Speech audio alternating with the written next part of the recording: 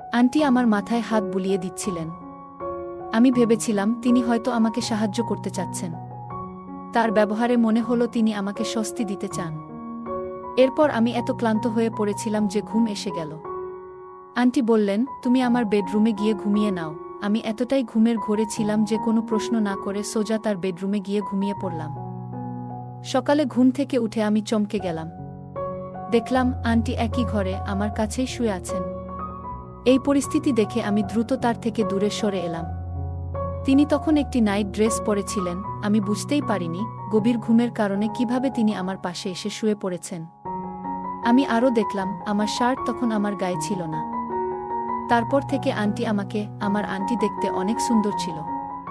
তিনি সব সময় শাড়ি পরে থাকতেন, যা তাকে আরও সুন্দর করে তুলত। একটু স্বাস্থ্যবান হওয়ায় সব কিছুতেই তাকে অসাধারণ লাগত। কিন্তু জানি না কেন তিনি সব সময় বাড়ির বারান্দায় নাইট ড্রেস পরে বসে থাকতেন, যা এলাকার সবাইকে ভাবিয়ে তুলত। আমার নাম রাহুল। আমি একটি মধ্যবিত্ত পরিবারের ছেলে। আমরা শহরের এক ব্যস্ত এলাকায় বাস করতাম, যেখানে প্রতিবেশীদের জীবনযাত্রার খুঁটিনাটি প্রায় সবার জানা থাকত। আমাদের গলির সবাই একে অপরের সঙ্গে ভালো সম্পর্ক রাখত, বিশেষ করে আমাদের সামনের বাড়ির পরিবারটির সঙ্গে। সেই বাড়ির একজন মহিলা, যিনি আমার মায়ের খুব ভালো বন্ধু ছিলেন, তাকে আমি আন্টি কি বলে ডাকতাম। একদিন আমি নিজের কাজ নিয়ে খুব ব্যস্ত ছিলাম। তখনই মনে হলো যেন কেউ আমাকে লক্ষ্য করছে। আমি পেছন ফিরে দেখি সামনের বাড়ির ৩৫ বছর বয়সী সেই মহিলা আমাকে তাকিয়ে দেখছেন। তার দৃষ্টি আমার মনে এক অদ্ভুত অনুভূতির সৃষ্টি করল, যা আগে কখনো হয়নি। আমি যখন নিজের কাজকর্ম নিয়ে ব্যস্ত থাকতাম, তখন প্রায় মনে হতো কেউ আমাকে দেখছে।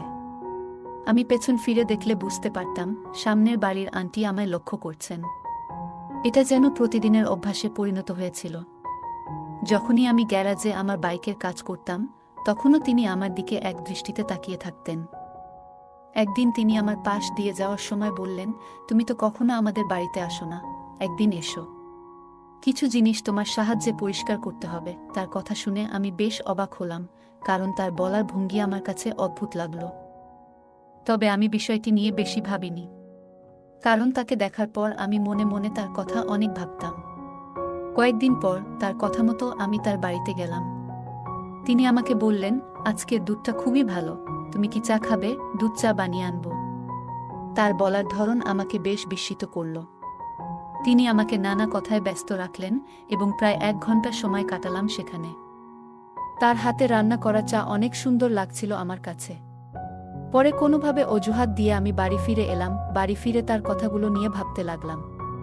তিনি কেন এমনভাবে কথা বলছিলেন তা আমার কাছে পরিষ্কার ছিল না। আমি তাকে আন্টি বলে ডাকতাম, অথচ তার আচরণ ও কথাবার্তা আমাকে একদম ভিন্ন রকম লাগছিল। যদিও আমি বিষয়টি নিয়ে বেশি চিন্তা না করে এড়িয়ে গেলাম। সেদিন বিকেলে আমি গলিতে হাঁটছিলাম। হঠাৎ সামনের বাড়ির আন্টি আমাকে ডাকলেন এবং বললেন, তোমার একটু সাহায্য দরকার। তার কথায় সাড়া দিয়ে আমি তার সঙ্গে বাড়ির ভিতরে গেলাম। ভেতরে গিয়ে দেখলাম আন্টি বেশ খোলা মনের ভঙ্গিতে আমার সঙ্গে কথা বলছেন। তখন তিনি একটি সুন্দর নাইট ড্রেস পরেছিলেন। আমি জানতে চাইলাম, কাজ কি? তিনি হেসে বললেন, বলছি, আগে বসো। আমার মনে পড়ল আন্টির স্বামী বেশিরভাগ সময় বাড়ির বাইরে থাকেন, আর তিনি বেশিরভাগ সময় বাড়িতে একা থাকেন। সেদিন আন্টি একটি আধুনিক পোশাক পরেছিলেন এবং হাসিমুখে বললেন, চা খাবে? আমি না বললে তিনি বললেন, তাহলে দুধই খাও। দুধটা খুব তাজা। আমি কিছু বলার আগেই তিনি রান্নাঘরে গেলেন দুধ এর গ্লাস আনতে। ফিরে এসে তিনি যখন দুধের গ্লাসটা আমাকে দিলেন, তখন হঠাৎ তার হাত আমার হাতে একটু ছুঁয়ে গেল। ঘটনাটি আমাকে কিছুটা অস্বস্তিতে ফেলল, তবে আমি বিষয়টি এড়িয়ে যাওয়ার চেষ্টা করলাম।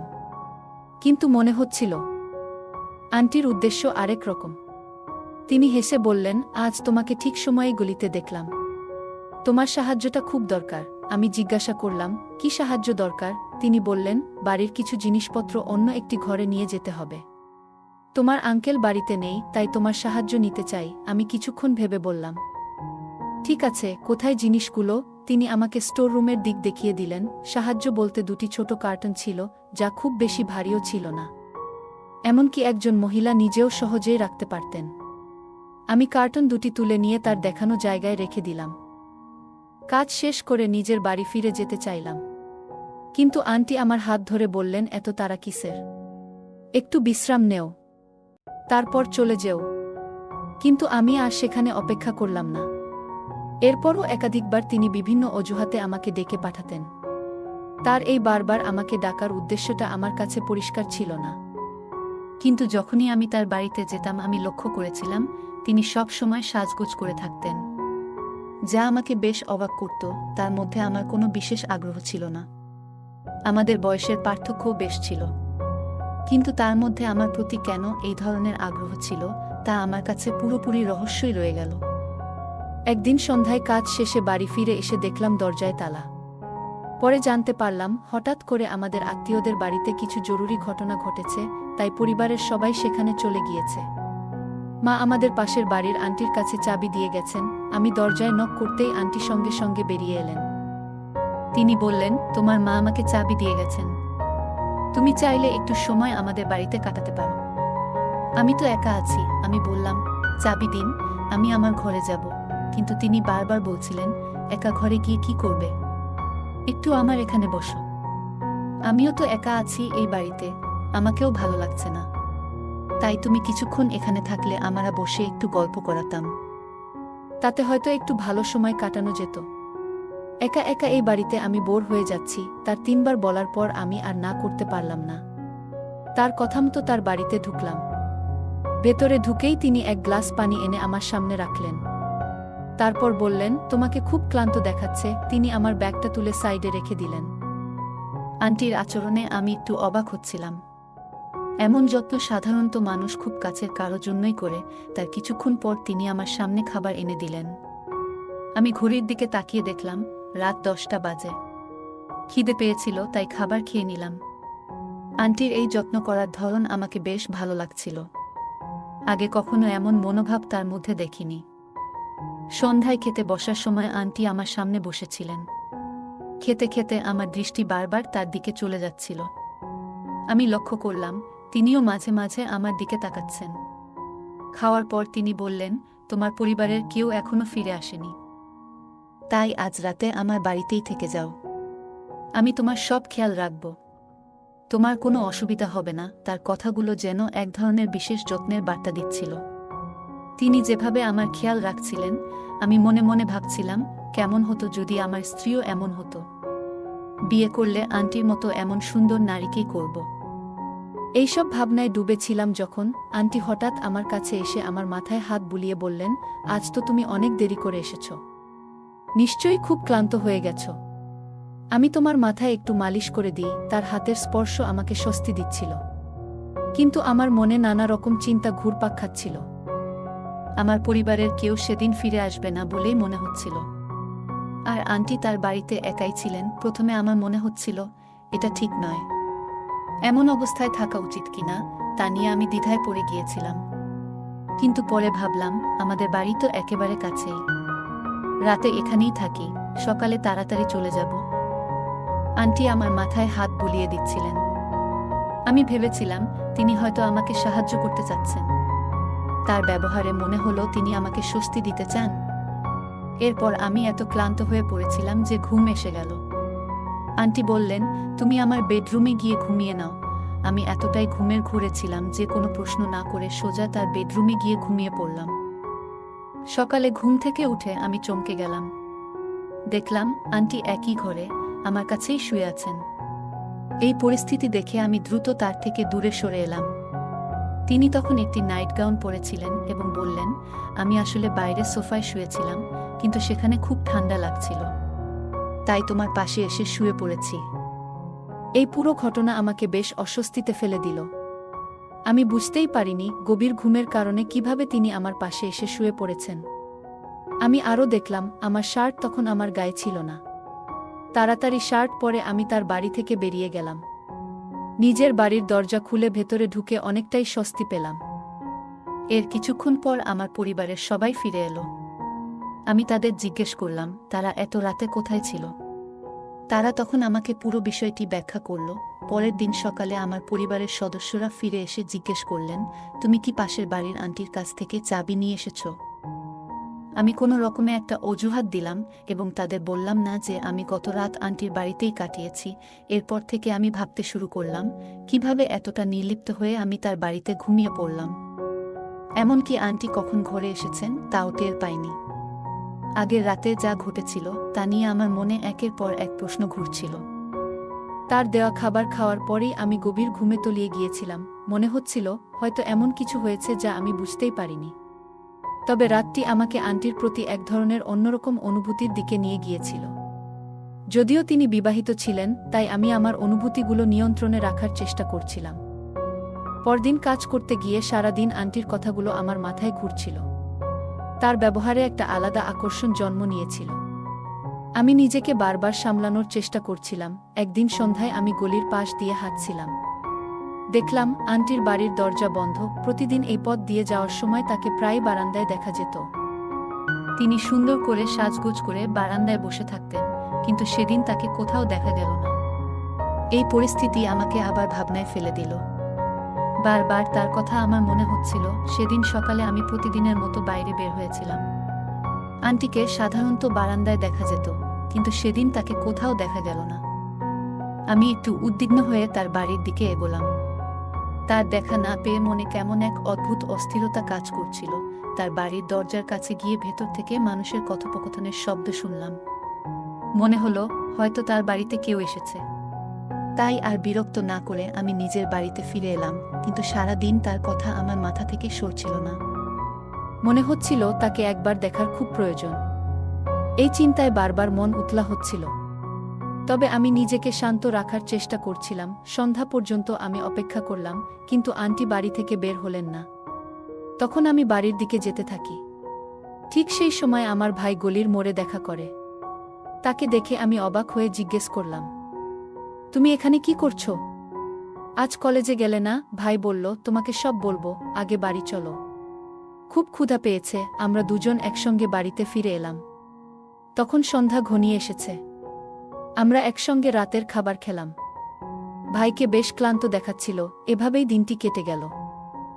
রাতে আমরা একসঙ্গে খাওয়া দাওয়ার পর যার যার ঘরে চলে গেলাম। তবে আমার মনের ভেতর আন্টির কথা যেন থেকেই ঘুরছিল। সেদিন রাতে আমার ছোট ভাই ঘুমিয়ে পড়েছিল, কিন্তু আমি কিছুতেই ঘুমাতে পারছিলাম না। হঠাৎ দেখলাম ভাই বিছানা থেকে উঠে হাঁটতে শুরু করেছে। আমি তাকে ডাকলাম, কিন্তু সে কোনো সাড়া দিল না। বুঝতে পারলাম সে ঘুমের মধ্যেই হাঁটছে। আমি দ্রুত তাকে ধরে আবার বিছানায় শুইয়ে দিলাম। পরের দিন আমি ঠিক করলাম, যে করেই হোক আজ আন্টির সঙ্গে দেখা করব। তাকে না দেখলে আমার অস্থিরতা কমবে না। দুপুরে যখন বাইরে বের হলাম, তখন হঠাৎ আন্টিকে দেখলাম। তিনি একটি দারুণ সুন্দর পোশাক পরেছিলেন, যা তাকে আরও আকর্ষণীয় লাগাচ্ছিল। আমি তার সঙ্গে কথা বলতে যাচ্ছিলাম, ঠিক তখনই তিনি বললেন, তোমার একটু সাহায্য দরকার, তুমি কি আমার সঙ্গে যাবে? তার সাহায্যের ধরন আমার কাছে কিছুটা পরিষ্কার ছিল। আমি এক মুহূর্ত না ভেবে বললাম, হ্যাঁ অবশ্যই। আন্টি বললেন, আমাকে তোমার সঙ্গে বাইরে যেতে হবে। আমি সম্মতি জানালাম। কিছুক্ষণ পর তিনি পুরোপুরি প্রস্তুত হয়ে এলেন। তাকে দেখে আমি মুগ্ধ হয়ে গেলাম। তিনি সত্যিই খুব সুন্দর লাগছিলেন। আন্টি আমার বাইকের পেছনে বসলেন, আর আমরা রওনা হলাম। তখন তিনি একটি সুন্দর শাড়ি পরেছিলেন, যাতে তাকে আরও সুন্দর লাগছিল। কিছুক্ষণের মধ্যেই আমরা সেই জায়গায় পৌঁছালাম যেখানে তিনি যেতে চেয়েছিলেন। জায়গাটি দেখে আমি কিছুটা অবাক হয়ে তাকে জিজ্ঞেস করলাম, তুমি আমাকে এখানে কেন আনলে? সেদিন আন্টি বললেন, এই জায়গায় আমার কিছু জমি আছে। তারপর তিনি বললেন, আমার এক বান্ধবীর একটি ফ্ল্যাট এখানে রয়েছে। ফ্ল্যাটের কথা শুনে আমার মনে কেমন একটা উত্তেজনা কাজ করল। মনে হলো আজ হয়তো আমার ভাবনার কিছুটা বাস্তবায়ন হতে পারে। আমি তার পেছন পেছন হাঁটতে লাগলাম। গলির এক কোণে ফ্ল্যাটটি ছিল। তিনি ভেতরে ঢুকলেন, আর আমি তাকে অনুসরণ করলাম। ভেতরে কয়েকটি ছোট ছোট ঘর ছিল। তিনি একটি ঘরের দরজা খুললেন, যেখানে একটি মাত্র বিছানা রাখা ছিল। ঘরের পরিবেশ দেখে মনে হলো এখানে কেউ নিয়মিত আসে না। আন্টি বিছানায় গিয়ে বসলেন। আমি তার পাশেই বসে পড়লাম। চারপাশের সবকিছু আমার দৃষ্টির বাইরে ছিল। আমার সমস্ত মনোযোগ ছিল শুধু তার দিকে। আন্টির কথা ছাড়া তখন আমার মনে আর কোনো ভাবনা আর ছিল না। ঠিক তখনই হঠাৎ ঘরের ভেতরে 4-5 জন লোক ঢুকে পড়ল। তাদের একজনের হাতে একটি ক্যামেরা ছিল, আর ঘরের লাইটগুলো হঠাৎ করে উজ্জ্বল হয়ে উঠল। আমি ভয়ে একদম স্থির হয়ে গেলাম। আমি দ্রুত আন্টির দিকে ফিরে জিজ্ঞেস করলাম, এটা কি হচ্ছে? কিন্তু তিনি কোনো উত্তর দিলেন না। এর মধ্যেই আরেকজন মহিলা ঘরে ঢুকলেন এবং আমার পাশে বসে পড়লেন। আমার দুপাশে দুইজন মহিলা আর তাদের সঙ্গে থাকা লোকগুলোকে দেখে আমি আরও আতঙ্কিত হয়ে গেলাম। আমি আবার জিজ্ঞেস করলাম, তোমরা কি করতে চাও? তাদের মধ্যে একজন বলল, তুমি যতই চিৎকার করো না কেন, এই ঘর থেকে তোমার আওয়াজ বাইরে যাবে না। তখনই বুঝতে পারলাম পরিস্থিতি আমার জন্য ভালো নয়। এর মধ্যে একজন লোক পকেট থেকে একটি অস্ত্র বের করল। আমাকে ভয় দেখিয়ে একজন বলল, তোমার যদি প্রাণ বাঁচাতে হয় তবে আমাদের কথা শুনতে হবে। আমি বুঝতে পারলাম আমি বড় বিপদে পড়েছি। আন্টির পিছু নিয়েছিলাম আমার ইচ্ছা পূরণের জন্য, কিন্তু এখন পরিস্থিতি এমন জায়গায় পৌঁছে গেছে যা আমার জন্য ভয়ঙ্কর। এরপর সেই দুই মহিলা আমার কাছে আসার চেষ্টা করল, আর ক্যামেরা হাতে থাকা ব্যক্তি আমাদের ভিডিও করতে লাগলো। তখনই বুঝলাম এটা একটা ফাঁদ। আমাকে ইচ্ছাকৃতভাবে বিপদে ফেলার চেষ্টা করা হচ্ছে। কিছুক্ষণের মধ্যেই দরজায় জোরে জোরে আওয়াজ হতে লাগলো। কেউ দরজা খুলছিল না, তাই বাইরে থেকে দরজা ভেঙে ফেলা হলো। পুলিশ ভেতরে ঢুকে পড়ল। তাদের দেখে আমার প্রাণে যেন প্রাণ ফিরে এলো। পুলিশের উপস্থিতিতে সবাই আতঙ্কিত হয়ে পড়ল। পুলিশ তাদের সবাইকে গ্রেপ্তার করল। পরে জানতে পারলাম এটি সম্ভব হয়েছে আমার ভাইয়ের জন্য। যখন আমি বাড়ি থেকে বেরিয়েছিলাম তখন আমার ভাই আমাকে নজরে রেখেছিল। পরে সে আমাকে বলল, আমি অনেক দিন ধরে তোমার কার্যকলাপ লক্ষ্য করছিলাম। আন্টির বাড়িতে অনেক অপরিচিত পুরুষ যাতায়াত করত। প্রথমে শুধু সন্দেহ ছিল, কিন্তু সেটা প্রমাণের জন্য কিছু করা সম্ভব ছিল না। সেদিন যখন আমি আন্টির সঙ্গে বেরিয়েছিলাম তখন সে আমার পিছু নিয়েছিল। সে আমাদের পুরো পথ অনুসরণ করেছিল এবং যখন দেখল 4 জন পুরুষ ও একজন মহিলা ফ্ল্যাটে প্রবেশ করল, তখন সে দ্রুত পুলিশে খবর দেয়া। পুলিশকে ফোন করে ডাকা হয়েছিল, কারণ বোঝা গিয়েছিল যে কিছু একটা ভয়ঙ্কর ঘটনা ঘটতে চলেছে। সামনের বাড়ির আন্টি একজন ভুল পথে চলা মহিলা ছিলেন, আর তার স্বামীও একই ধরনের ব্যক্তি ছিলেন। এই ব্যক্তি তার স্ত্রীকে দিয়ে বিভিন্ন অপকর্ম করাতেন, সারা দিন বাড়ির বাইরে কাটাতেন এবং এমন ধরনের কাজের সঙ্গেই জড়িত থাকতেন। তবে আজ পর্যন্ত আমরা বুঝতেই পারিনি যে সামনের বাড়িতে কি চলছে। তদন্তের পরে জানা যায় আন্টিকে 1 বছরের কারাদণ্ড দেওয়া হয়েছে। তিনি শুধু আমার সঙ্গেই নয়, আরও অনেক ছেলেকে এভাবে বিপদে ফেলেছিলেন, কিন্তু তারা আমাদের পাড়ার বাসিন্দা ছিলেন না। এই ঘটনা প্রথমবার খবরের কাগজে প্রকাশিত হয়েছিল। এর কারণ ছিল এই বাড়িটি বিক্রি করে তারা চলে যাওয়ার প্রস্তুতি নিচ্ছিল। তারা চলে যাওয়ার আগে আমাকে প্রতারণার শিকার করতে চেয়েছিল। তারা আমার একটি ভিডিও বানিয়ে ব্ল্যাকমেইল করার পরিকল্পনা করেছিল এবং আমার কাছ থেকে প্রচুর টাকা হাতিয়ে নেওয়ার চেষ্টা করেছিল। কিন্তু আমার ভাইয়ের সতর্কতার কারণে আমি এই ফাঁদ থেকে রক্ষা পাই। আপনাদের সবাইকে একটি পরামর্শ দিই, কখনোই এমন কোনো মহিলার প্রলোভনে পড়বেন না যিনি আপনাকে তার বাড়িতে ডেকে নেবেন। মনে রাখবেন, সব নারী খারাপ নয়, কিন্তু একা কোনো অপরিচিত বাড়িতে প্রবেশ করা ঝুঁকিপূর্ণ। যে কোনো সময় আপনার বিপদ ঘটতে পারে। গল্পে দেখা যায় পাশের বাড়ির আন্টি প্রথমে রাহুলের মনে এক ধরনের প্রভাব ফেলে এবং ধীরে ধীরে তার মনোযোগ আকর্ষণ করে। এটি একটি সাধারণ বাস্তবতা যে অপরিচিত ব্যক্তির প্রতি অতি আকর্ষণ বিপদের কারণ হতে পারে। রাহুল না বুঝেই তার ফাঁদে পড়ে। অপরিচিত কারো প্রতি অতি বিশ্বাস বা ঘনিষ্ঠতা ঝুঁকিপূর্ণ হতে পারে। নিজের সুরক্ষার জন্য সবসময় সতর্ক থাকা উচিত।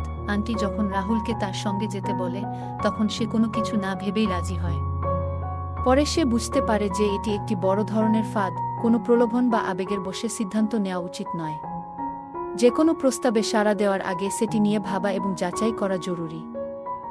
গল্পে দেখা যায় ভাইয়ের দ্রুত পদক্ষেপ এবং পুলিশের সাহায্য নেয়ার জন্য সে আগেই প্রস্তুতি নিয়ে রেখেছিল।